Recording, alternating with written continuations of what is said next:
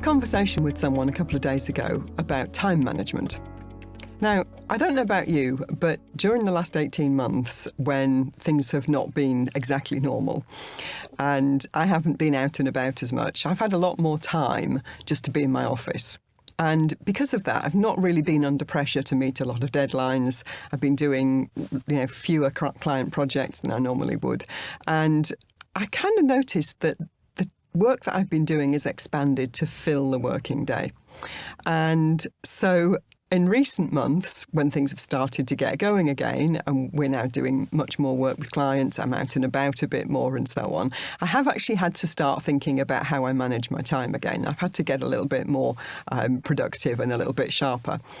And someone was saying to me that they were having difficulty with time management and that getting the right balance between working life and home life was tough and so on. And so we started talking about how do you achieve this balance? How do you make sure that the time you're spending on your work is balanced up with time you're spending outside of work and that neither one or the other takes over. And I think maybe the key to this is about planning, because if you're thinking ahead, then obviously you can spot if there's a danger that one side of your life's going to take over, or you can see in advance if there's going to be a period of time when you've got to put a bit of extra time and energy into work, and that means that maybe some things in your home life have got to take a back seat temporarily. So the conversation that I had with this other person, we were talking about how you get balance, and it became very clear after a while that that's not something that you can do on a daily basis for most people. For some people you might be able to, but for most of us, it's unlikely that you're going to get the perfect balance between the different facets of your life every single day. And so then achieving balance is a matter of thinking about, well, what's a reasonable time frame over which I want to balance my working life and my personal life?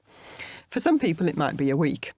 So in planning a week ahead, you might look at what are the things you've already committed to doing, the things that you absolutely have to do, and then what else do you want to fit into that week? And whether that is time for yourself to pursue a hobby or a favourite sport, whether it's time to spend with your loved ones, whether it's time to do some learning, or perhaps to go behind the scenes of something that you're doing at work and do some background to it.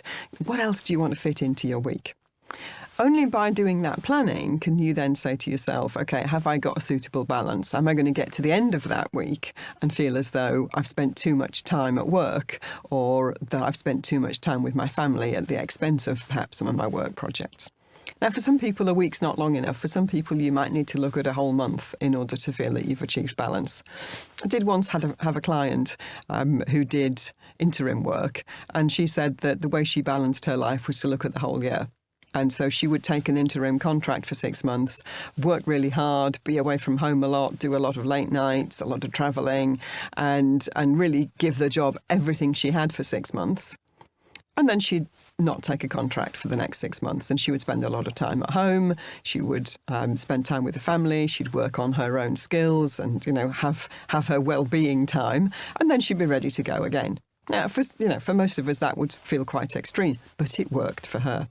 So the key here is to figure out what's the time frame over which you want to achieve balance and how do you do that. And it doesn't really matter whether it's a year, it's a month, it's 3 months, it's 2 weeks, or even a single day. It's about learning what works for you, doing a bit of planning so that you get your priorities right. I hope that helps.